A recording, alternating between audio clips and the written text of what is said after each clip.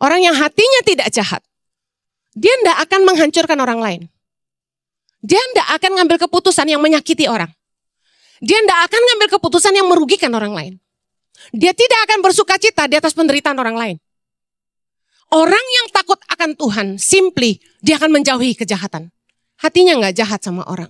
Tapi saya kasih tahu, cerita hidupmu belum selesai.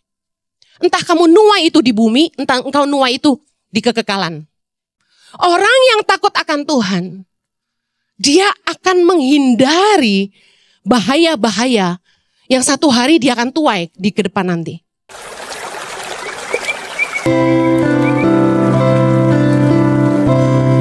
Engkaulah Raja segala Raja, Tuhan segala Tuhan, Allah Maha Besar. Bapak, sebentar firman-Mu ditaburkan. Berbicaralah buat kami, tumpahkanlah isi hati-Mu, ajarilah kami kebenaran firman-Mu. Dengan bahasa yang mudah kami mengerti. Supaya kami bisa menghidupinya dan nama-Mu dipermuliakan di dalam kami. Tolong hamba-Mu, karena sungguh tanpa Engkau hamba tidak mampu. Menyerahkan setiap menit-menit ke depan ke dalam pimpinan Roh Kudus sepenuhnya. Hanya di dalam nama Yesus kami berdoa. Yang siap diberkati Tuhan, sama-sama kita katakan. Amen. Shalom.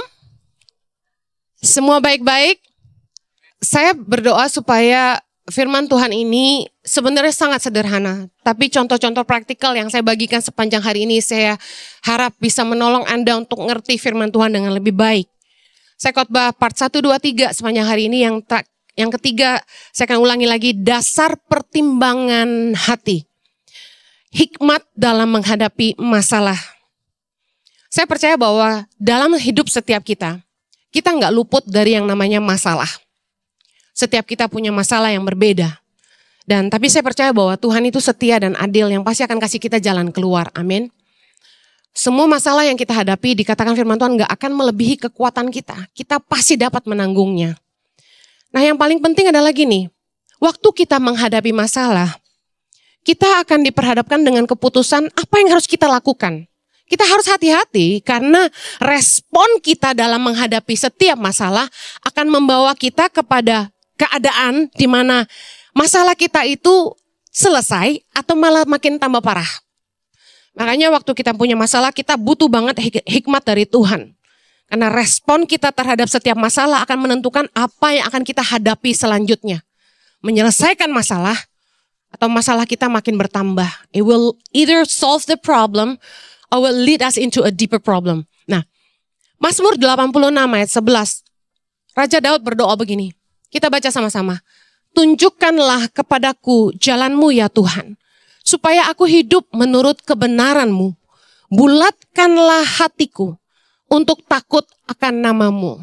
Doa Daud ini merupakan dua hal yang sangat penting ketika kita mengambil keputusan apapun dalam hidup kita. Raja Daud berdoa, tunjukkanlah kepadaku jalan-Mu, supaya aku hidup menurut kebenaran-Mu, dan bulatkanlah hatiku untuk takut akan nama-Mu. Dua hal penting dalam mengambil keputusan. Yang pertama, dasar pertimbangan hati kita haruslah takut akan Tuhan. Katakan takut akan Tuhan. Yang kedua, kita harus memastikan keputusan yang kita ambil sesuai dengan kebenaran firman Tuhan. Mazmur 25 ayat 12 bilang gini, siapakah orang yang takut akan Tuhan? Kepadanya Tuhan menunjukkan jalan yang harus dipilihnya. Berapa banyak saudara yang pengen tiap kali Anda harus bikin keputusan, Anda pengen Tuhan menunjukkan jalan yang Anda harus pilih. Katakan, aku harus hidup takut akan Tuhan. Takut akan Tuhan itu tercermin dari ini. Firman Tuhan berkata, orang yang takut akan Tuhan menjauhi kejahatan. Secara sederhana, bahasa sehari-harinya gini, orang yang takut akan Tuhan, hatinya tuh gak jahat. Amin. Saya percaya bahwa kalau orang tuh takut akan Tuhan, dia mungkin secara manusia akan timbul pikiran jahat. Iblis bisikin ide jahat. Tapi dia tidak akan mengambil keputusan yang jahat. Orang yang tidak jahat tuh gini. Orang yang hatinya tidak jahat. Dia tidak akan menghancurkan orang lain. Dia tidak akan mengambil keputusan yang menyakiti orang. Dia tidak akan mengambil keputusan yang merugikan orang lain. Dia tidak akan bersuka cita di atas penderitaan orang lain. Orang yang takut akan Tuhan, simply dia akan menjauhi kejahatan. Hatinya nggak jahat sama orang.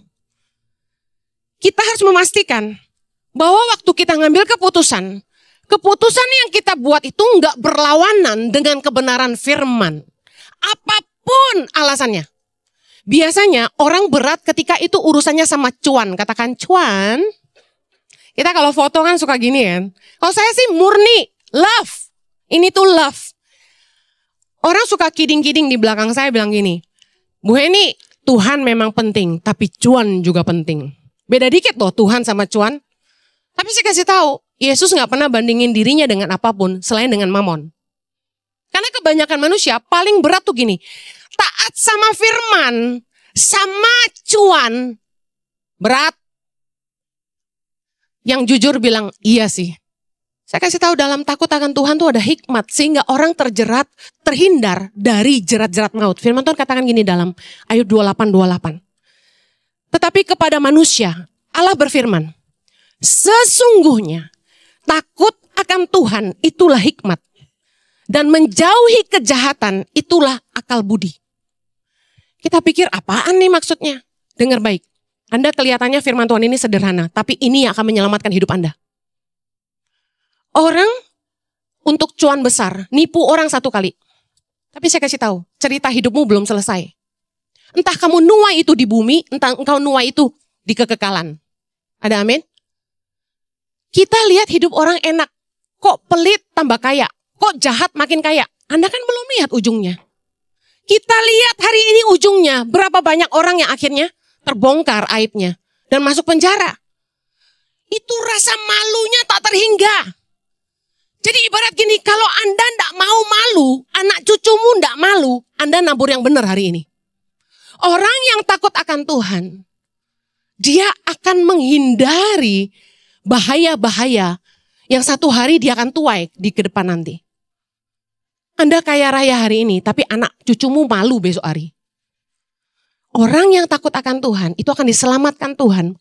Amsal 14 ayat 26, kita baca sama-sama. 3, 2, 1. Dalam takut akan Tuhan, ada ketentraman yang besar.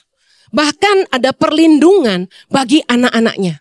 Ayat 27, takut akan Tuhan adalah sumber kehidupan. Sehingga orang terhindar dari jerat maut. Percayalah kalau Anda milih jalan takut akan Tuhan. Anda gak jahat sama orang. Mungkin hari ini kelihatannya, aduh gua kehilangan cuan gede. Tapi listen, Anda akan menuai ketentraman yang besar.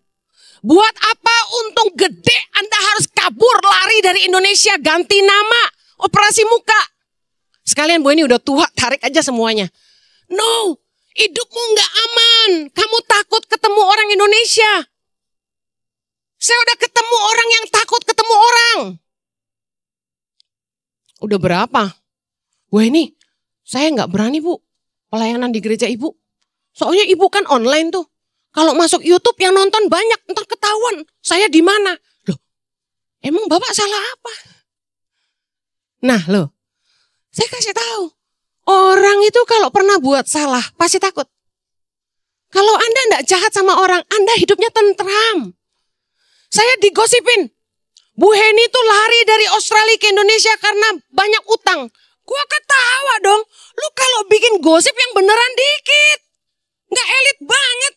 Orang kalau salah pasti takut. Masa saya bolak-balik ke Australia, orang tahu kokok saya posting di Instagram. Manajer bank, kalau orang tinggal di Australia pasti tahu, oh ini bank ini. Cari aja koko saya, cari adik kamu di mana, saya mau nagih utang, kan gitu. Karena saya nggak merasa pernah nipu orang, saya nggak takut. Kalau Anda mau hidup damai sejahtera, janji firman Tuhan gini, di dalam takut akan Tuhan ada ketentraman yang besar. Tentram itu mahal. Anda nggak bisa beli dengan uang. Orang banyak duit, belum tentu bisa tidur nyenyak. Saya kenal banyak orang yang tiap malam itu masih minum obat tidur. Padahal sehari itu merem M. Ember. Obat tidur murah.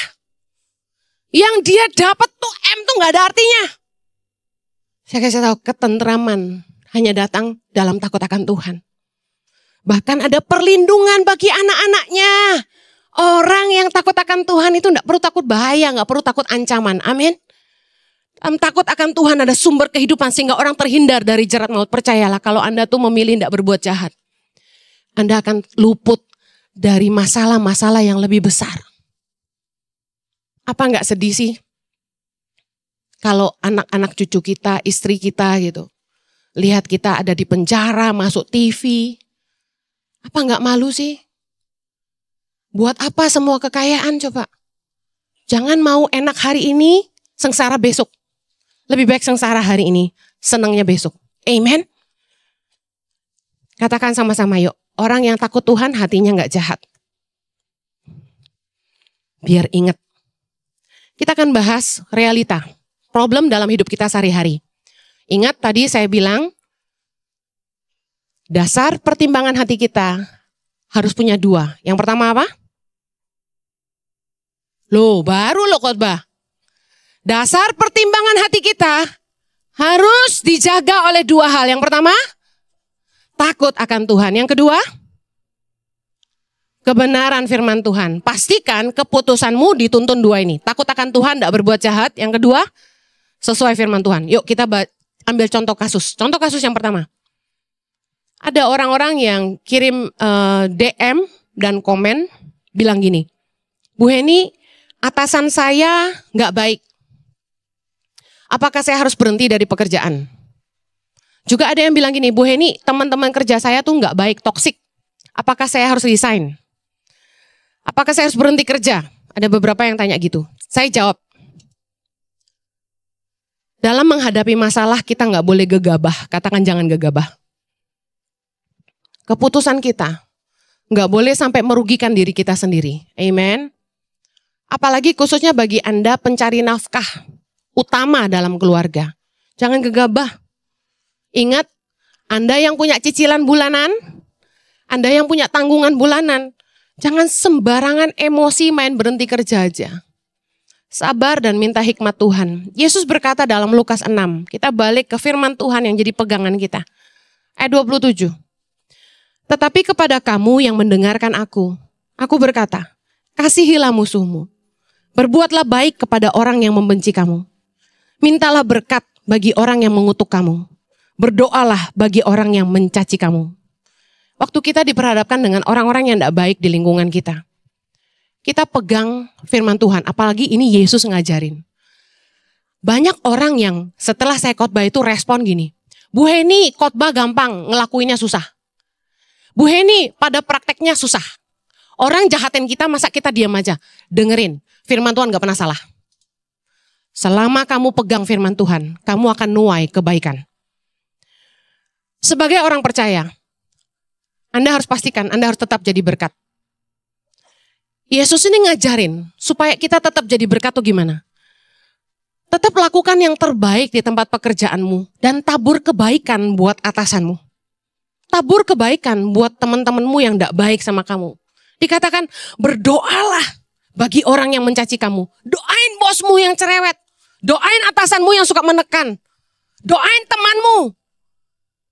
Kita itu nggak usah balas orang dengan jahat. Misalnya, pura-pura baik sama bos bikinin kopi terus Anda racunin. Ya jangan. Ciloko. Pastikan gini. Justru di saat kamu ditekan atas dan kanan kiri, kamu lakukan terbaik yang kamu bisa di situ. Either kamu stay atau kamu keluar, kamu sudah jadi berkat di situ. Pastikan kamu kerja makin sungguh-sungguh dan memberikan yang terbaik buat perusahaan di mana kamu kerja.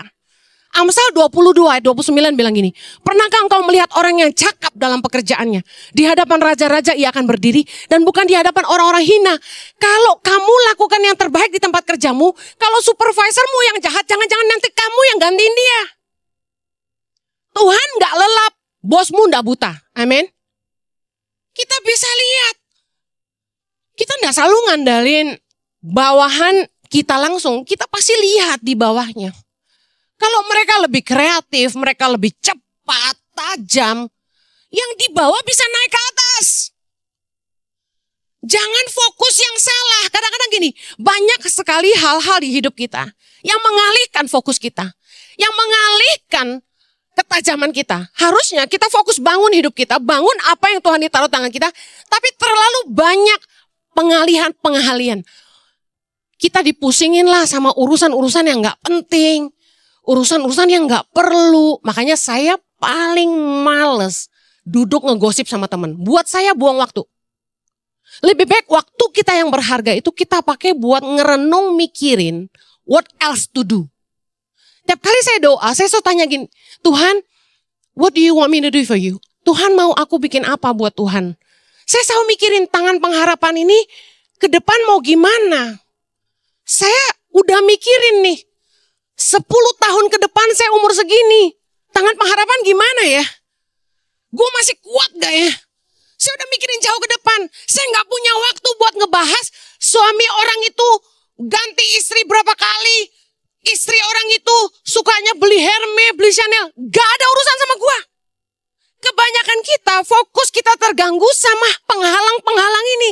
Contoh, orang jahatin kita. Ngapain kita buang fokus kita buat orang yang gak ada urusannya dalam hidup kita? Orang yang gak punya kontribusi dalam hidup kita, ngapain mikirin dia? Wasting our times. Amen. Orang jahatin kita, biarin aja. Kamu maju terus. Amen. Bangun hidupmu. Karena waktu yang kita punya sangatlah berharga. Waktu kita terbatas. Umur kita habis, waktu kita habis, tenaga habis, duit habis. Hanya buat ngurusin orang yang gak punya kontribusi apa-apa dalam hidup kita. Buat apa? Come on. Pastikan fokusmu tidak teralihkan. Kadang-kadang iblis tuh kerjanya tuh licik. Dia selalu bikin pengalihan-pengalihan. Kemarin waktu saya diserang habis-habisan di YouTube. Saya sempat teralihkan 1 minggu aja. Tapi habis itu Tuhan ngomong sama saya, fokus, bangun tangan pengharapan. Saya udah gak pusingin lagi. Saya terbang ke Papua. Emang gue pikirin lu ngomong apa? Orang yang gak suka gak usah dengerin. Yang suka dengerin, selesai. Saya tidak pernah merasa mempromosi diri sendiri, jadi kenapa worry? Waktu YouTube saya tiba-tiba dalam 1 hari, dep, hilang. Yang panik suami saya. Saya mah santai banget. Saya bilang gini sama suami saya, puji Tuhan, sesuatu yang membuat saya selalu dijelek-jelekin akhirnya hilang dari hidup saya. Lega banget gak punya YouTube dalam sehari, you know. Saya bilang, kalau YouTube ini memang menjadi batu sandungan, lebih baik gak ada aja. Buat apa? Bangga-bangga, wih subscribernya 1,3 juta loh. Buat apa? Jadi sumber masalah di hidup saya, mending gak usah. Saya bilang sama suami saya, lebih bagus didiemin aja dulu. Suami saya bilang, jangan. Dan diam-diam dia sudah WA Andy Zain. Akhirnya dalam hitungan 1 kali 24 jam ya, YouTube-nya naik lagi. Tuhan baik, amin. Tuhan kirim teman yang punya koneksi di tempat-tempat tinggi. Haleluya. Saya tuh bersyukur. Tapi gini, saya gak teralihkan. Emang saya pikirin YouTube mau mati mau hidup. Gue tetap hidup. Amen.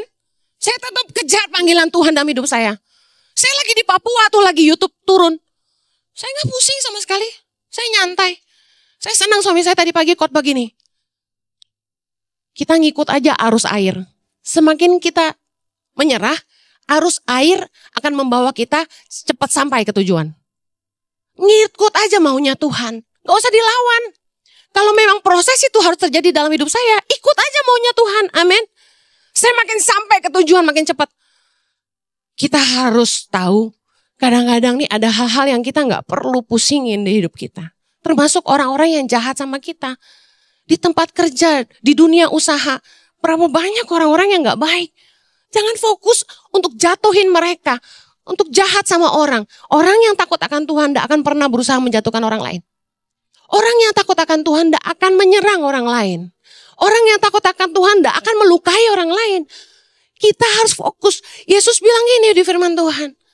Berdoa buat musuh-musuhmu. Udah doain aja lah orang gak baik sama kita. Amsal 22:29. Orang cakap dalam pekerjaannya akan berdiri di depan raja-raja. Udah fokus bangun hidupmu. Promosi datang dari Tuhan. Amen. Tuhan yang akan mempromosi kamu dan membawa kamu ke tempatmu yang seharusnya. Kolose 3 ayat 23-24 bilang gini, apapun juga yang kamu perbuat, perbuatlah dengan segenap hatimu seperti untuk Tuhan dan bukan untuk manusia. Ayat 24 saya suka. Kamu tahu bahwa dari Tuhanlah kamu akan menerima bagian yang ditentukan bagimu sebagai upah. Kristus adalah Tuhan dan kamu hambanya. Selama kamu lakukan yang terbaik di tempat kerjamu, enggak usah pusing sama orang-orang jahat sama kamu. Promosi datang dari Tuhan dan upah itu dari Tuhan. Kamu akan mendapatkan bagianmu yang memang ditentukan Tuhan buat kamu. Amen. Kalau memang kita udah selesai di situ, think positif. Tuhan akan bawa kita ke tempat yang lebih baik. Katakan amin. Waktu kita menghadapi masalah. Tadi poin saya yang pertama. Kita balik ke firman Tuhan. Gak usah balas jahat, doain aja musuh kita, lakukan yang terbaik. Yang kedua, waktu kita ngadepin masalah. Mari periksa apa kontribusimu di dalam masalah itu. Karena gini, seringkali kita itu nunjuk orang-orang di sekitar kita sebagai sumber masalah. Gara-gara dia nih, victim mentality. Tiap kali ada masalah, kita selalu cari kambing hitam. Kita salahin semua orang. Kenapa lu begini? Ya bos gue begitu. Kenapa lu begini? Ya karena teman-teman gue begini. No. Bertanyalah pada diri Anda. Waktu Anda punya masalah di tempat kerja, contohnya. Apakah Anda sudah melakukan yang terbaik di situ? Seringkali karyawan waktu ditegur sama atasan, kan selalu komentarnya gini, emang bos gua rese, bos gua gak punya hati, orang Kristen tapi gak punya kasih, kan gitu kan. Kita kalau punya problem selalu tunjuk orang lain. Tapi pertanyaan saya gini, apakah kamu sudah melakukan yang terbaik di situ? Yang kedua, apakah keberadaanmu berdampak atau berguna di situ? Yang ketiga, apakah hidup kita ini berbuah manis dan jadi berkat buat orang-orang di sekitar kita? Jawab coba pertanyaannya. Karena gini, waktu rumah tangga tuh berantem terus. Kita saling salah-salahan kan? Nggak pernah kita nyalain diri sendiri. Ada sih orang yang begitu rendah diri selalu bilang gini, iyalah gue yang salah, iya emang gue yang payah, ya udah gue yang salah, ya udah gue yang jelek, ya kan? Relate gak tuh kira-kira? Nah, saya kasih tahu, no, ask yourself a question, apa kontribusi Anda dalam masalah itu? Karena it takes two to tango, nggak akan bertengkar kalau satunya waras. Kalau kita sumber masalahnya ya kita harus berubah. Amen. Saya tuh kalau dengerin staff komplain. Iya, bos gini. Saya selalu tanya, kamu ditegur karena apa? Masa bosnya gila, marah-marah? Kamu ditegur kenapa? Karena saya percaya gini, kalau kita tuh berguna, kalau kita tuh hidupnya bermanfaat, kita nggak perlu takut dibuang orang. Kok nggak ada amin? Matius 5 ayat 13 bilang gini, kamu adalah garam dunia. Jika garam itu menjadi tawar, dengan apakah ia diasinkan? Tidak ada lagi gunanya selain dibuang dan dibuang, diinjak lagi. Menyakitkan bukan? Kalau hidup Anda berguna, garam itu masih asin, Anda gak akan dibuang. Anda dibutuhkan. Karena keberadaanmu memberi rasa, keberadaanmu berguna, memberi dampak. Kamu gak akan dibuang. Ketika perusahaan itu punya masalah, orang terakhir yang dibuang pasti orang yang paling berguna. Karena dia bangkrut, dia tutup gitu. Tapi selama mereka masih bertahan, yang dipertahankan pasti aset-aset yang paling berguna buat perusahaan. Orang-orang yang paling bermanfaat. Kalau Anda berguna, Anda adalah orang-orang yang bagus kualitasnya. Anda tidak perlu takut dibuang. Waktu kita ngadapin masalah, firman Tuhan itu ngajar kita banyak hal. Kita nggak selalu point out orang, tapi pastikan kita garam yang masih asin. Contoh lagi, exercise lagi ya. Hidup kita harus dipimpin takut akan Tuhan dan kebenaran firman. Waktu kita punya masalah, pernahkah Anda berpikir, jangan-jangan masalah itu Tuhan izinkan terjadi untuk mengusik rasa nyaman Anda? Karena orang itu suka rasa nyaman. Makanya kita pengen kaya, ya kan?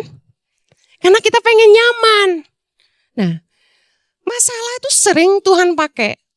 Pertama untuk memperindah kita. Katakan amin. Kita diproses jadi lebih rendah hati, kita lebih peduli orang lain. Karakter Kristus mulai nyata di hidup kita karena proses yang Tuhan izinkan. Dan juga masalah bisa Tuhan pakai untuk menuntun kita ke tempat yang lebih baik. Waktu Anda punya masalah, coba bertanya sama dirimu. Apakah Anda berada di tempat yang tepat? Apakah Anda berkembang di situ?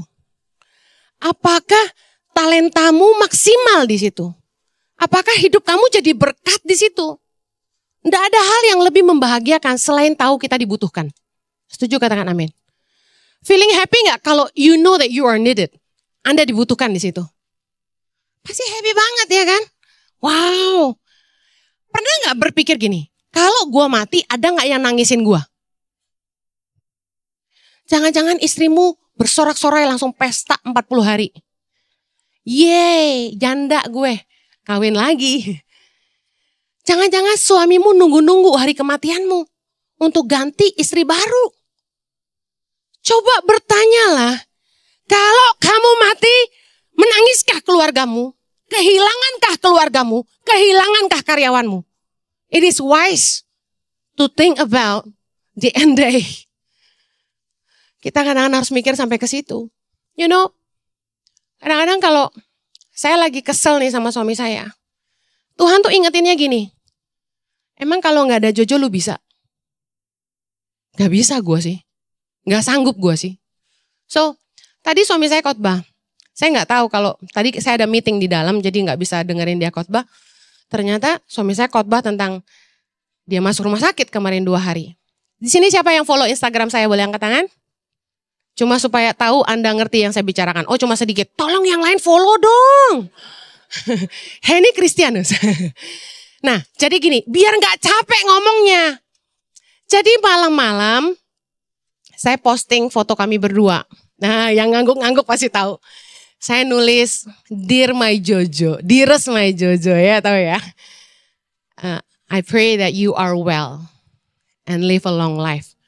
Ada yang komen gini, ada apa bugem pagem, gak ada angin, gak ada hujan, mesra-mesra gini, cie gitu. Lu kagak tahu.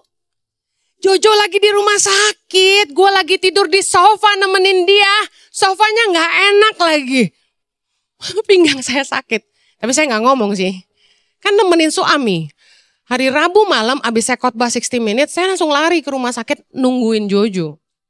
Di situ saya sedih banget. Saya tuh khawatir banget, tapi saya gak ngomong sama siapa-siapa. Jadi suamiku di rumah sakit nih dirahasiakan, gak ada staff yang tahu. Tapi ada teman yang nyamperin saya, Jojo mana? Nah saya kan gak mungkin bohong. Saya jawab, di rumah sakit. Heh? Kaget ya. Nah saya ngomong gitu karena saya tidak mau suami saya sakit. Saya tidak mau ada penyakit parah. Saya tidak mau suami saya umurnya pendek. Saya pengen tua sama-sama Jojo. Saya pengen mati sama-sama Jojo aja. Amin. Kalau bisa kita mati berdua aja. Diangkat Tuhan sama-sama. Kamu harus panjang umur, kamu harus sehat. Saya tidak mau suami saya sakit.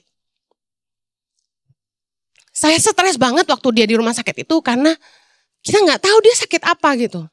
Jadi dia harus dibiopsi, saya gak cerita ya. Masalahnya terlalu detail karena ini direkam. Dia dibiopsi dan kami masih tunggu hasilnya. Saya tolak-tolakin semua prasangka praduga dokter. Saya tolak semua. Pokoknya saya percaya suami saya sehat. Saya percaya suami saya umur panjang. Saya gak mau hidup tanpa Jojo. Nah karena saya sedih, saya tulis itu. Saya berdoa suami saya umur panjang. Makanya saya bilang jangan kurus-kurus lah, udah cukup. Lagian mau ngapain sih, udah punya istri juga. Ya kan? Bener gak? Setuju gak? Ayo yang dukung saya bilang cukup Pak Jojo. Dia ini gak tahu capek tau gak? Gak tahu baterainya merek apa. Pulang dari Papua kami besoknya pelayanan. Itu kan Sabtu ya malam ya. Minggu kan pelayanan dari pagi sampai malam. Senin subuh dia udah fitness lagi. 5 5.30, nggak tahu apa yang dikejar. Padahal istrinya nggak nuntut apa-apa loh. Nggak perlu 6 pack, 1 pack I love you forever. Iya toh. Jujur ya, malam itu ada sebuah pewahyuan yang muncul. Saya kadang-kadang kalau jengkel sama Jojo, saya tuh jengkel banget gitu loh. Nih anak susah dikasih tahu. Tapi malam itu saya kayak disadarin gini. Kamu mendingan punya suami yang nyebelin tapi dia hidup atau dia nggak ada. Aduh mendingan dia hidup tapi nyebelin. Ya gak apa-apa deh kalau berantem terus yang penting Jojo hidup gitu. Kita jarang berantem sih. Jarang berantem puji Tuhan. Tapi saya mau Jojo sehat. Kadang-kadang kita masih mikir hari terakhir gitu. Kalau aku nggak ada. Apakah ada yang kehilangan aku gitu. Karena kalau hidup kamu sangat berguna, akan banyak yang nangisin kamu. Amin. Dari situ Anda akan sadar, gue hidup sia-sia gak hari ini? Tadi siang saya ngomong sama salah satu pengerja. Satu-satunya hal yang dia masih gak bisa lepas, orangnya baik, semua luar biasa. Cuma satu yang dia gak bisa lepas, rokok aja. Saya gak mau pakai ayat karena ayat gak ada nulis kata rokok. Ya. Kalau ini saya yakin gak ada ya. Nah, saya bilang sama dia gini. Sebenarnya tentang berhenti merokok itu. Cuma satu sih.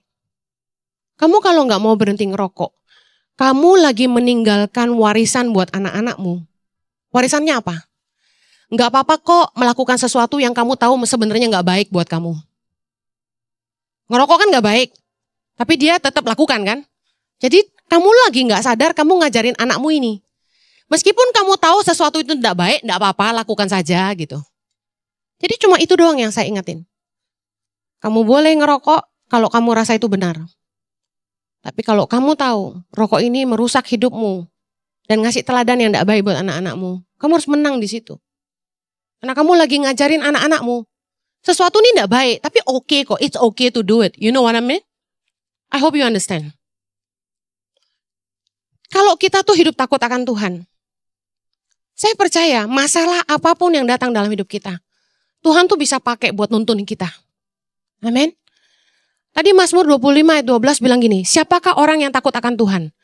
Kepadanya Tuhan menunjukkan jalan yang harus dipilihnya. Saya kasih tahu, meskipun Anda ngadapin masalah-masalah dalam hidupmu, sebenarnya Anda harus percaya, kalau Anda takut akan Tuhan, Anda harus pastikan ini doang deh, Anda takut gak sama Tuhan? Kalau Anda takut akan Tuhan, percaya lagi nih, masalah itu akan mendatangkan kebaikan buat kamu. Mungkin Tuhan lagi mengusik rasa nyamanmu, supaya kamu keluar dari situ. Supaya kamu gak stuck di tempat yang salah seumur hidupmu.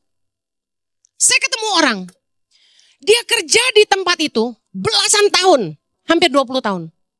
Waktu saya ketemu dia usianya udah 40-an. Begitu saya lihat, skillnya gak nambah-nambah. Admin doang. My God. My God. Belasan tahun skillnya cuma admin. Saya bilang, what have you been doing there? Staff saya dari admin jadi pemimpin. Kita training orang di sini. Kita tarik kapasitas orang. Saya selalu berusaha melihat apa yang staff saya punya di hidupnya. Saya berusaha menarik itu keluar dan menolong dia jadi lebih baik. Semua orang yang kerja di Tangan Pengharapan, from day one dia masuk Tangan Pengharapan. Ketika dia keluar dari Tangan Pengharapan, dia jadi orang yang berbeda. Dia jauh lebih maju. Dia jauh lebih cerdas. Jauh lebih keren dibanding dia datang. Saya bilang, why kamu stuck di situ belasan tahun? Gaji gak naik-naik, bosnya gak baik. Saya tanya, boleh gak tanya, 17 tahun gaji berapa? Gak sampai 10 juta, lu bayangin. Kacau. That is too small. Saya bilang, why did you stuck there? Kenapa gak pindah? Kenapa gak cari kerjaan yang lebih baik? Yang bisa bikin kamu berkembang, gaji lebih besar. Sometimes orang terlalu nyaman. Orang terlalu malas untuk perubahan. Orang terlalu enggan untuk berubah dan belajar lagi. Orang pacaran lama gak putus, akhirnya gak nikah.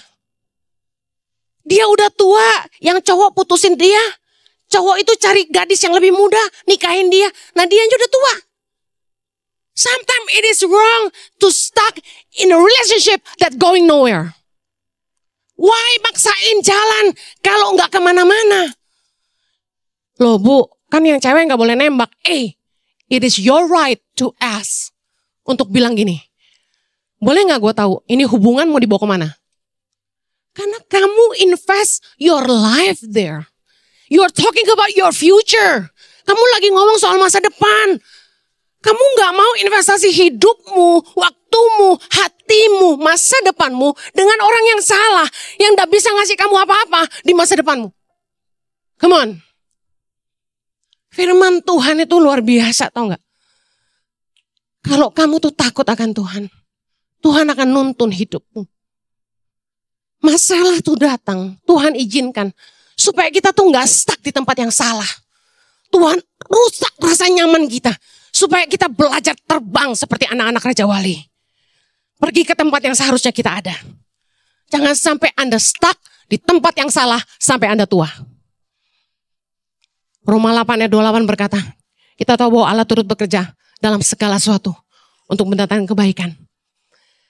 Begitu terutama bagi mereka yang terpanggil sesuai rencana Allah. Kalau Tuhan kasih kita masalah, tapi Anda hidup takut akan Tuhan, saya percaya gini, masalah cuma akan bawa kebaikan dalam hidupmu. Saya yakin itu. Kejadian 50-20. Ingat kisah Yusuf? The whole life dia disusahin sama kakak-kakaknya. Hidupnya kalian sangat kasihan.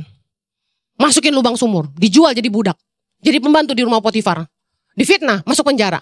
Aduh, suwe banget. Bener gak?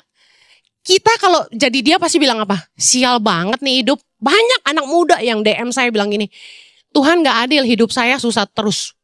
Dari satu malapetaka kepada malapetaka yang lain. Tuhan di mana? Saya kasih tahu.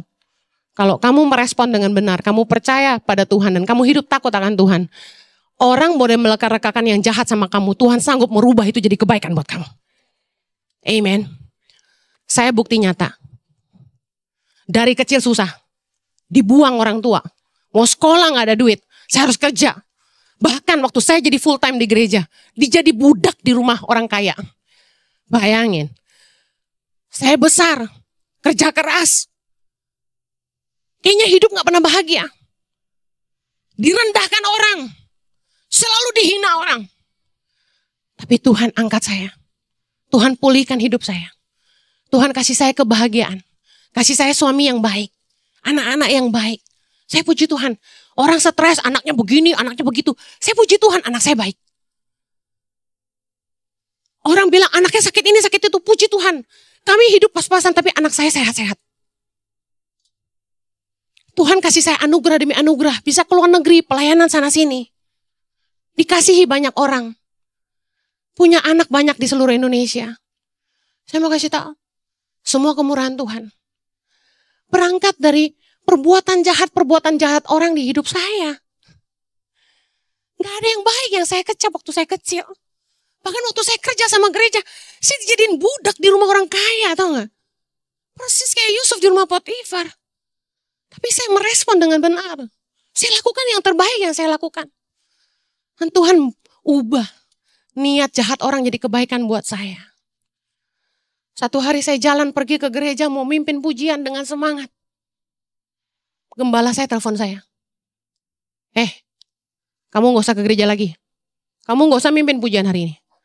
Mulai hari ini, kamu keluar dari gereja kami. Saya kaget. Salah gua apa? Masalahnya apa? Karena suami saya resign juga dari gereja. Saya resign duluan, lalu dia resign. Tapi saya yang diusir. Saya kasih tahu apakah saya pahit? Tidak.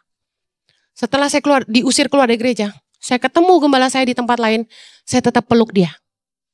Saya bilang sama istrinya, saya bilang ini, Tante, I love you. Saya terus mengasihi mereka. Saya berdoa buat mereka. Jujur kalau Anda mau lihat hati saya, sampai hari ini saya sayang mereka. Saya tahu Tuhan izinkan semua terjadi. Mereka gak jahat, cuma Tuhan izinkan aja. Tuhan izinkan saya diusir dari gereja. Karena gini, saya kalau gak diusir, saya gak pernah keluar. Saya stay di situ. Tapi karena diusir, Tuhan bawa saya ke tempat yang lebih baik. Saya mulai fokus bangun bisnis saya waktu itu di Australia. Kemudian saya hamil. Lalu kemudian Jojo punya jemaat sendiri.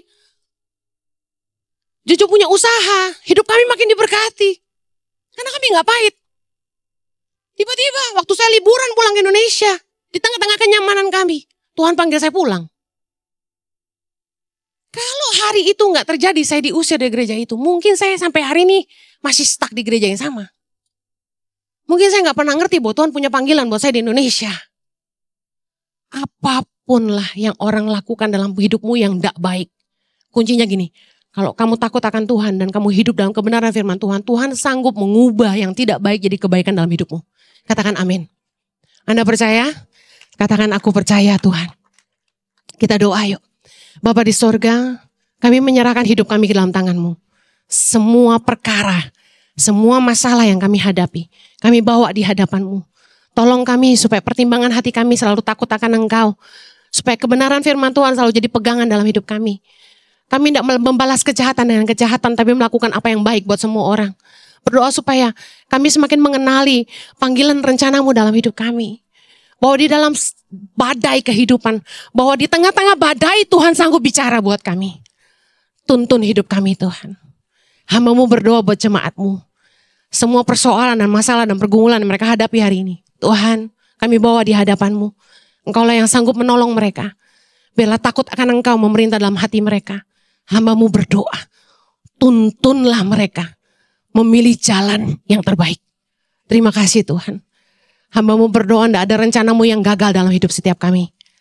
Terjadilah sesuai dengan kehendak-Mu. Hanya di dalam nama Yesus kami berdoa. Yang diberkati Tuhan sama-sama katakan. Amen. Tuhan berkati.